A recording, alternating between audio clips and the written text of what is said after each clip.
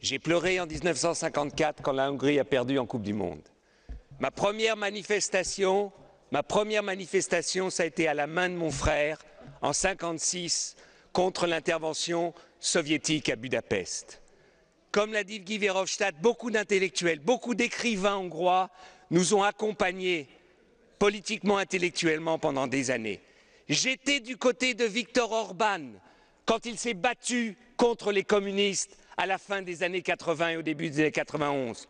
J'étais du côté de Viktor Orban quand il a demandé aux libéraux européens d'expulser Haider du Parti libéral européen.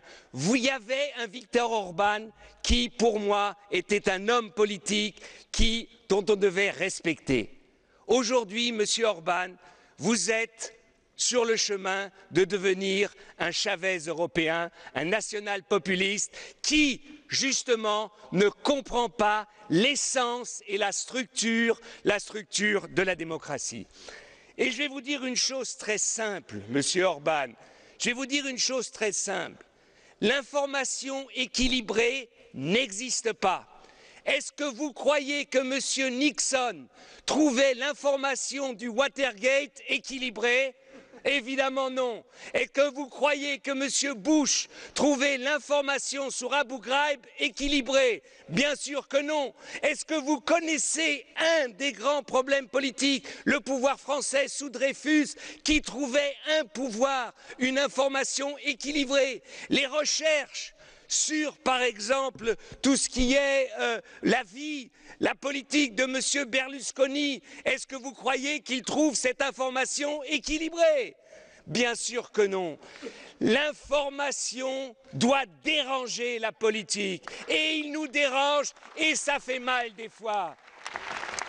Et c'est pour cela, Monsieur Orban, que votre loi aujourd'hui n'est pas une loi qui correspond aux valeurs de l'Union européenne. Vous dites, Monsieur Orban, vous voulez une Europe forte. Une Europe forte, Monsieur Orban, doit être une Europe crédible. Une Europe crédible. Si nous acceptons ce genre de loi en Europe, comment allons-nous discuter avec M. Loukachenko? Comment allons-nous discuter avec la Chine?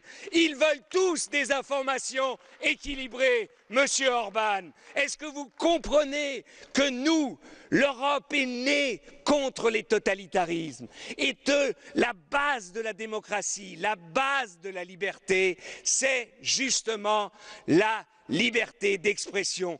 Jamais une démocratie n'est morte parce qu'il y avait trop de liberté. Les démocraties sont mortes quand on était en train de restreindre les libertés. Monsieur Orban, vous le saviez il y a 20 ans, revenez à vos pensées d'antan, et ça rime en plus. Donc vous voyez que c'est juste ce que je veux dire. Et je veux finir sur une chose, Monsieur Orban.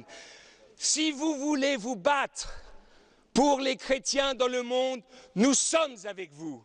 Mais j'aurais rêvé, et j'ai rêvé qu'aujourd'hui, vous saluez la révolution de Jasmin en Tunisie, qui est la même révolution que vous avez vécue, Monsieur Orban. Se libérer d'une dictature, vous n'avez pas trouvé un mot pour les Tunisiens. Eh bien, c'est ça que je vous reproche. Pour les chrétiens dans le monde, nous sommes avec vous. J'espère que vous serez avec nous pour lutter contre les dictatures dans le monde, qu'elles soient en Biélorussie, qu'elles soient en Tunisie, en Algérie, en Égypte, en Chine, en Russie, où que ce soit. C'est les valeurs communes de l'Europe que nous devons défendre ensemble. Thank you, Merci. Mr. President. And the next speech. Colleague Lajos Bokros.